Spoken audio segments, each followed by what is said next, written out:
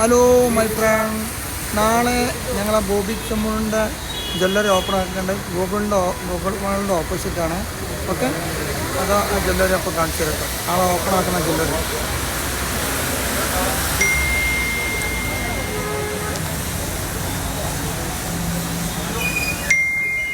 നാളാണ് inauguration ചെയ്യണത്.